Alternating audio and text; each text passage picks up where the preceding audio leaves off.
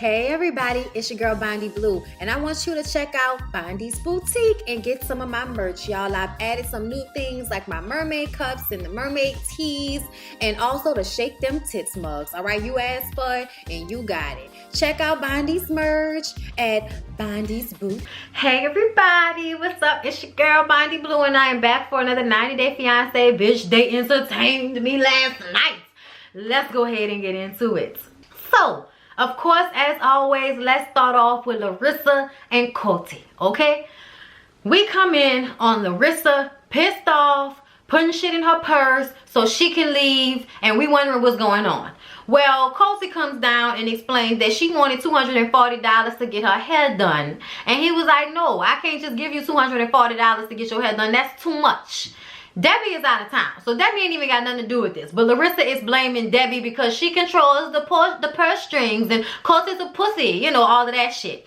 And I just kind of feel like you're being ridiculous, Larissa. At the end of the day, if he doesn't have $240 to give you to get your hair done, you need to go sit your ass down somewhere and find somewhere cheaper to get your hair done, or do your own damn hair. But you're not living with somebody that's that rich. Maybe it's time to go back to your country until you can find a man that actually does have money. Okay, maybe it's time to move on. But just getting upset and having to leave the house and overreacting and doing all of this over $240 haircut, girl, go somewhere with that.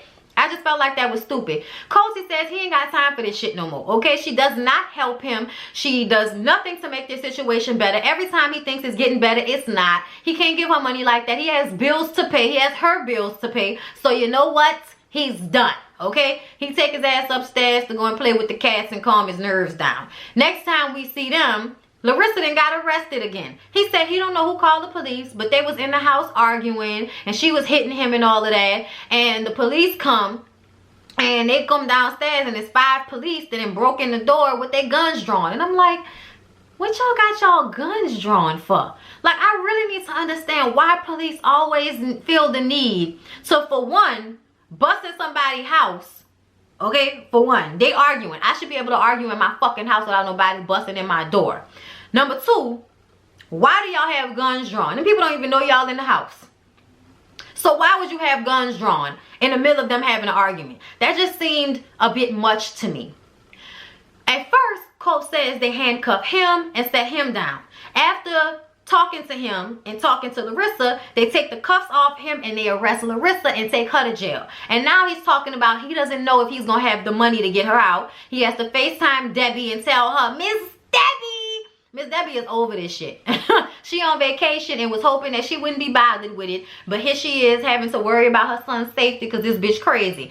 And I just kind of feel like whatever she did do, you look like you all right. And the fact that the police keep coming and taking her to jail over domestic disputes between y'all makes me feel like you telling on her. And I just kind of feel like that's fucked up. I don't think she needs to be in jail for whatever went down between them. He didn't look like nobody was really in there fucking him up, but I wasn't there, so whatever. Either way, he ends up having to go to a bail bondsman, okay? Y'all, what the bail bondsman name was? Mr. Tony. Y'all, Mr. Tony was everything, okay? First of all, when he's talking to the secretary, they making us think they in 2 different rooms from Mr. Tony. But really, they in the same room with Mr. Tony. She said, I'm going to take you over to Mr. Tony. And then they just walk 2 feet over to Mr. Tony's desk. I said, you couldn't just tell him to go sit over there by Mr. Tony?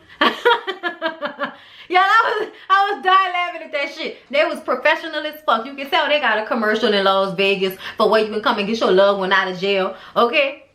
Mr. Tony looked like he is raking it in up in there. Okay, look. So basically, he just had to end up paying like $200 or $250 to get her out of jail.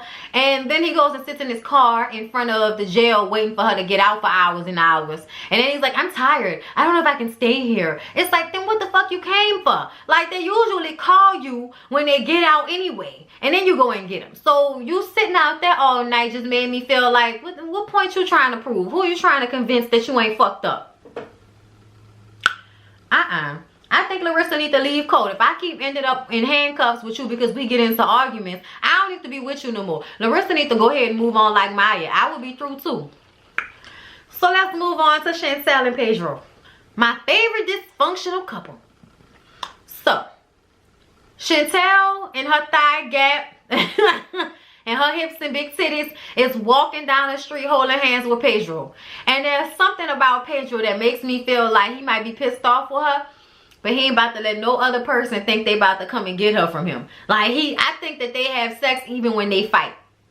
I think they had sex the night before. You will never hear them talk about how they not being intimate because of everything that's going on, right? Like, I really do think that no matter what, if Pedro and Chantel sleeping in the bed with each other that night, they fucking. And I have an appreciation for that. But anyway, so they sit down on the park bench so he can try to understand why she's even here if she's not going to try to make everything better with his family. And I just kind of feel like y'all are putting yourselves in the exact same situation and not having any sympathy for the other person. Pedro, you don't ever want to go by her family and fuck with them. And I know you feel like you've tried and all of that, but it's not like she hasn't been back and forth with your family before. You know what I'm saying? Yes, y'all, I know. The family de Chantel treated Pedro's family like shit initially when they went out there to the Dominican Republic to be there.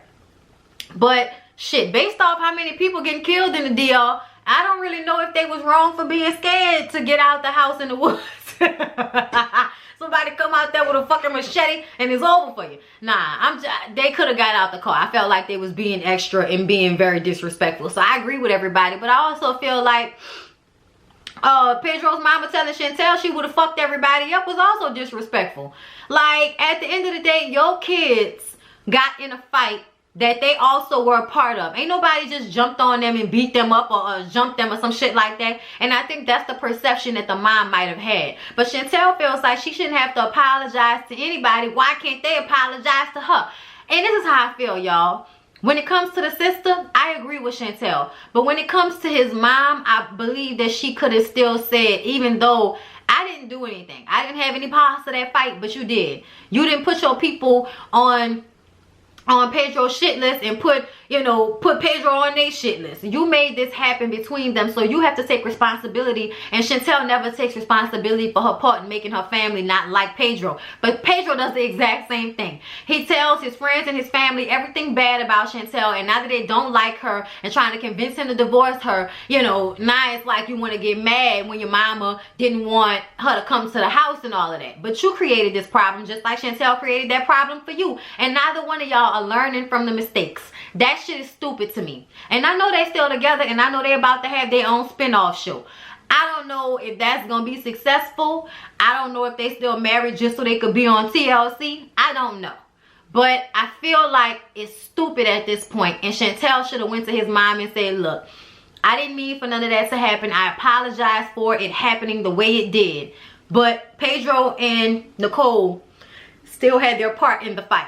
Period. I think that there's a way that she could have spoke to the mom that would have relieved some of that. But Chantel is on this, y'all, I ain't to be fucked with. And even though I enjoyed watching it, I don't know if I would have handled that situation the same way. Okay? But, that's just me, y'all. Pedro wants her to talk to Nicole and meet up with Nicole. And Chantel is like, I don't want to meet up with Nicole. Nicole makes me feel like she's competing with Chantel for Pedro's attention in a way that I'm not comfortable with sometimes.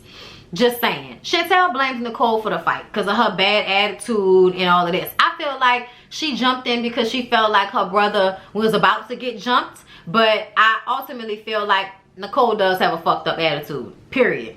When they get together, Nicole stomps in and her fucking Chiquita banana outfit in red. Child, I was like, where's she going? Okay, bitch, you better dip and do it, stomping all hard with your braces and shit. Look, y'all, I don't like Nicole. Her energy is fucked up to me. Anyway, they sit down to talk, and Nicole says that her and Pedro deserve an apology for what Chantel's family did. And Chantel's family jumped on them and did this and did that. And Chantel feels like, look, I didn't do nothing to you. So how about we deal with what I did, what your problem is with me. And Nicole ultimately tells Chantel that she don't think that Chantel deserves Pedro. And Nicole says, say what? And then he repeats it and translates it for her so she can understand. She said, you don't deserve me. And she said, you know what, fuck this. And she got up and walked away.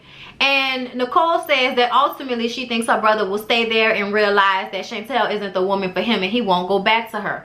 I think that she's wrong. I think that everybody is underestimating the lock that Chantel's cooch has on Pedro. Like, I really think sexually they are compatible as the fuck, which is why they go back and forth the way they do, because they have sex and then they still gotta fight, but then they fight, but then they have sex. Like, I really feel like they in there really sexually attracted to each other strongly, which I can see why. They're both very attractive people, and that a lot of the times will keep you from breaking up with somebody, because you don't want nobody else to have that good thing you got with that person. The sex is probably good and all of that, okay? But ultimately, Pedro runs after Chantel and tells her that if she's not going to make the situation right with his sister, if she's not going to try to talk to his sister, you know, or make it right with his family, then she's not there for him. So he goes back to the hotel room to pack his things and leave. And Chantel is like, you don't have to leave, and you shouldn't leave. And, you know, he's like, why? Why shouldn't I leave? I came here to be with my family, and you come in, you can't even make it right with them. You create issues between us. I don't want to deal with this no more, Chantel.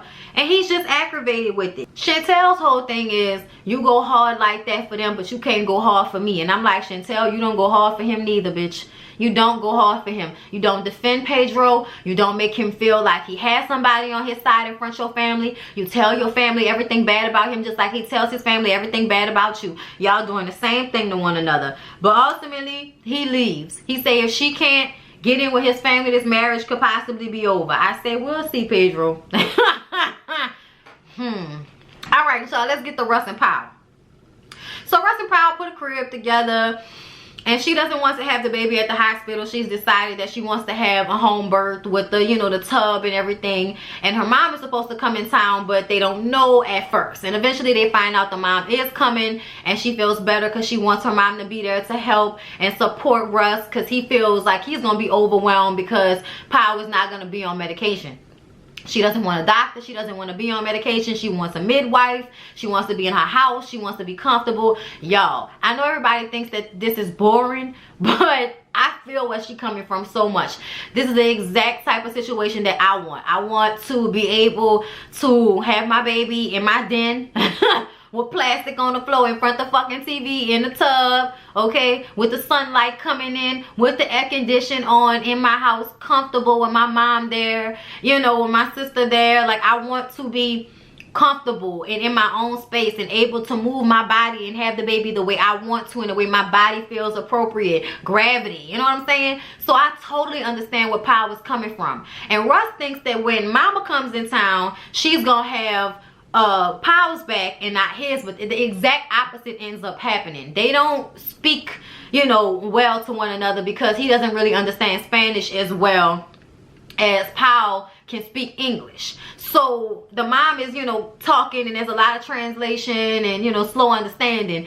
But ultimately, the mama is not comfortable with this situation either. The mama say, baby, I had 6 kids, and all times I had a doctor. You need a doctor in case something goes wrong. Y'all, my mama said the same thing. Now, my mama ain't had no 6 kids, but my mama says all the time she want a doctor there. What if something happens? And I feel like they got a doctor down the street. They got a urgent care, emergency room. They got everything down the street from my house, y'all. So I feel like, you know, I want to have my baby at the house. Like, that's how I feel too. And especially because I don't feel like having all them hospital bills. I got hospital bills now. I don't need no more. So I totally understand where Powell is coming from, but her mom is just not comfortable with this situation at all. And Powell is getting frustrated because she feels like nobody is on her side with the way she wants to have her baby. Powell, girl, I understand, girl. I understand. Ultimately, they still had a very healthy baby. So however they chose to have the baby, it worked out. Jay and Ashley. Poochie is about to leave, and the fact that she hasn't been able to resolve this issue between Jay and Ashley, which I'm wondering, why did they think Poochie was going to be able to fix their issues? The issue is Jay is a 21-year-old man, and Ashley is a 30-something-year-old woman with kids who needs to be with a man who is on her same level when it comes to wanting to be married, wanting to be faithful, wanting to have a family, wanting to be tied down. Jay is a 21-year-old man that thinks that's what he wants because he wants a life with her in America and he loves her. But ultimately, I don't think he really wants to live this life with her. And it shows by the way he reacts to being bored. When they have this conversation, Ashley calls Jay immature, but in all actuality, I felt like Ashley was being very demeaning and immature with the way she was talking to Jay. Y'all have already said that y'all gonna try to get past this shit. So why are you sitting up there talking to him like that and how he's a child and he need to grow the fuck up and all of this? You need to grow up too, because you knew how old he was when you decided to marry him. And on top of that, you done your little slick shit too, going on that date with your ex-boyfriend and all of that. You've done your shit. You said you was gonna let it go. Stop acting like that with him.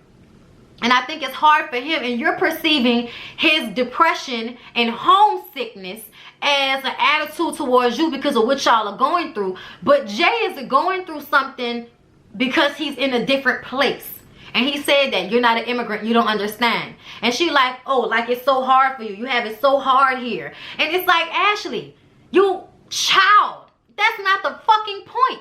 The point is, he is a Jamaican black man that moved to white ass Massachusetts, Maryland, Connecticut, wherever the fuck y'all are. He moved somewhere that is cold with a whole bunch of white people, and he probably feels out of place. There's a culture shock. There's missing home. There's missing his family. He is going through a lot on his own, and he's a young man, and he doesn't know how to handle those emotions. So instead of you recognizing that that's what he's going through, because you're 30 something years old, your American perception of shit is skewed, and you don't even make an effort to see it from his point. And that is where I find you immature. He know he wrong. He know he fucked up. He's trying to make that better from what he says. My problem with Ashley is her not recognizing that she signed up for this, for one, because he's young and he acts young, and that is your fault because you married him young. And two, not understanding that because he is going through what he's going through as an immigrant, he does not know how to handle being alone. So what he does is what makes him feel good. Other women giving him attention makes him feel good. So that's what he's going to do while he's at home with no job, while you're gone, stuck in your house with nowhere to go, and probably scared to just go out and be out in the streets because he's a black man walking around in an area where there are a lot of white people. So the culture shock on top of that. He doesn't feel comfortable. Can't keep going to the barbershop every fucking day, okay? So I really feel like Jay has a lot going on emotionally and mentally, and Ashley is ignoring that because it's easy for her to default into the victimhood that she likes to do, you know? But that's just how I'm seeing it, y'all. Let's move on to Elizabeth and Andre. Elizabeth and Andre are having her baby shower at the sister Rebecca's house, and they just got into it with Jen. So Andre doesn't want Jen at the party. Andre says that he decided to become a handyman. He ain't made no money yet, okay? So of course the baby shower is happening over there at Rebecca's house, and she's paying for everything, food, gifts, all of that, okay? All on the sister's dime. They get there, it's nice, everybody's having a good time, and then here comes Jen with a gift, hugging her sister. Hey, how y'all doing, okay? And Andre has an attitude. He's upset. And they're standing around in the kitchen eating and talking, and he's trying to slickly say to her, you know, what is Jen doing here? Why is she here? And Rebecca is like loudly, I'm not about to get caught up in y'all bullshit, Andre. And then everybody turns around like, what the fuck going on? And he's like, shh, like he don't want nobody to hear the conversation. So she takes him into the foyer, and he's like, why didn't you tell me that you were inviting her to my party? And I don't know if this nigga he misunderstanding what a baby shower is, but it's not your party, son. It's not a wedding. It's not a birthday party. It's not really for you. It's for the mama, and it's for the baby. Mostly it's for everybody to give the mama gifts for the baby, but it's not for you, son. That's not what this is about. But you know what? Whatever. He's mad at Rebecca because she didn't tell him who was gonna come to her house for the baby shower. And she tells him, like, dude, I don't know what's wrong with you, but this is my house. I don't have to ask anybody's permission to invite somebody to a party that I'm throwing for y'all. And you're being very ungrateful, which is a habit of Andre's that Elizabeth loves to ignore and tell her family to stay out of it. But he is ungrateful. That's how the daddy feels. That's how Jen feels. And now that's how Rebecca feels. He is going through her family, just setting off bombs. They're not gonna have anybody on their side or anybody that wants to be cordial to his ass once this is all said and done, because he's such a fucking asshole. He's a child and he thinks he's this big man, but really you're a fucking toddler in a grown man's body. You have a brain for a brick, Andre, and it's exhausting to watch. You are ungrateful. And the fact that you're so entitled, what are you entitled to? You have nothing. You've done nothing. So it's amazing to me the entitlement of telling this grown-ass woman that she wrong for not telling you that she bringing her own sister to her house. You came into their family, not the other way around. Elizabeth comes over and tells him that he is ruining everything and he needs to fucking stop. Break this shit up. Thank you, Rebecca. I appreciate everything you doing for us. Thank you. And then later on, they sit down and have lunch or dinner, whatever, with Jen. And Jen comes in ready like a motherfucker. I like Jen because I feel like Jen is a lot like me. Like, we ain't about to do this with you. You ain't about to be out here stressing my fucking daddy out and all of that. No, we can talk. Let's talk. What's up, Andre? Like, she stepped up like she was gonna chin check that nigga. I was ready. I forgot to mention that Andre said that he was annoyed and that's the most important thing. I said, ain't that about a bitch? You being annoyed is more important than your relationship and her relationship with her family and the fact that they've gone through so much trouble to help y'all. Fuck them. Fuck what they've done. It's about the fact that you annoyed. He's a toddler. It's exhausting. So during the dinner, he wants to know why Jen came to the party. Why did you come to his party? Jen says, first of all, it's not your party. Okay, and why wouldn't I come? It's my sister and it's at my sister's house. So why wouldn't I be there? There is no scenario where I don't come to my baby sister's baby shower. There's no scenario where that works. Point blank to the period. He says that she's been talking shit behind his back. And see, that's another thing that I heard Elizabeth say that I don't like. I feel like Jen says everything she wants to say to his face. She says that he acts like an asshole. He says that she needs to stay out of his business. Jen says, you fighting with everyone in my family is my business. Okay? It's a problem. He tells her that she has nothing to do all day but worry about their relationship and she needs to stay out their relationship. And that's the same thing that Elizabeth says. But if y'all wasn't dependent upon the daddy, nobody would be in y'all relationship.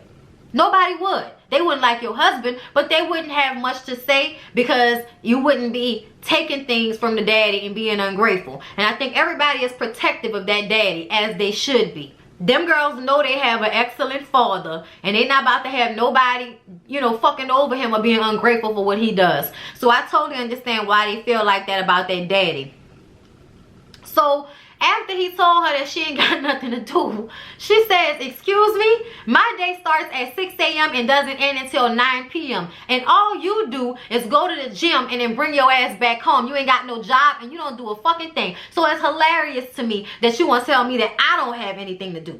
Elizabeth tells him that he needs to shut up. She said, okay, you have said enough and now you need to shut up. Seriously. I was like, oh, she told him to shut up.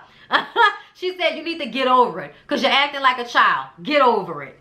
Ultimately, they have like a fake, fake makeup, where they just gonna let it go for now. When Jen gets up to leave, she turns to Andre after she hugs Elizabeth and says, anytime, big guy. I thought that was like, anytime you want to wrestle with me, I got you.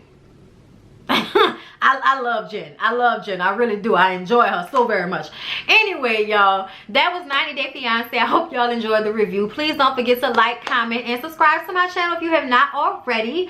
I'm going to go and watch Claws and Southern Charm, and I'll be back for that, y'all. Got pushed back because I went to see Kinky Boots last night, and I didn't want to do nothing else when I got home, but I watched videos, but I didn't have the energy to do them. I enjoyed Kinky Boots. It was an awesome off-Broadway play, okay? But anyway, y'all, love y'all. See y'all in the next one.